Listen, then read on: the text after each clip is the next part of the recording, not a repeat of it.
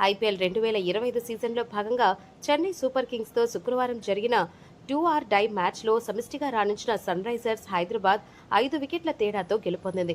ఈ ఒక్క విజయంతో సన్ రైజర్స్ అభిమానుల్లో జోష్ వచ్చింది. ఇంకా ప్లే ఆఫ్స్కు ఛాన్స్ ఉండటంతో కావ్యతో పాటు అభిమానులు పాట్ కామెంట్స్ అంతా ధీమా వ్యక్తం చేస్తున్నారు.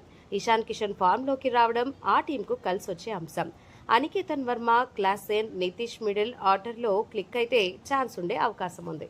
ఈ మ్యాచ్లో నెంబర్ 6లో బ్యాటింగ్కు వచ్చిన నితీష్ కుమార్ రెడ్డి కామింద్ మండిస్తో కలిసి కీలక భాగస్వామ్యం నమోదు చేసి జట్టు విజయ లాంఛనాన్ని పూర్తి చేశాడు. ఇక 12 ఏళ్ల తరువాత చెన్నై గడ్డపై విజయం సాధించిన ఆరెంజ్ ఆర్మీ ప్లే ఆఫ్స్ అవకాశాలను సజీవంగా ఉంచుకుంది. సన్ రైజర్స్ ప్లే ఆఫ్స్ చేరాలంటే ఆ జట్టు ఆడాల్సిన 5 మ్యాచ్లకు 5 గెలవాలి.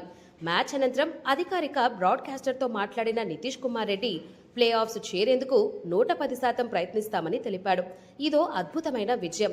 బ్యాటర్లు అద్భుతంగా ఆడారు. క్లిష్ట పరిస్థితుల్లోనూ అద్భుతంగా బ్యాటింగ్ చేశారు. ప్రస్తుతం మేము ప్రతి మ్యాచ్ గెలవాల్సిన పరిస్థితిలో ఉన్నాం. ఈ మ్యాచ్ గెలవడం సంతోషంగా, గర్వంగా కూడా ఉంది.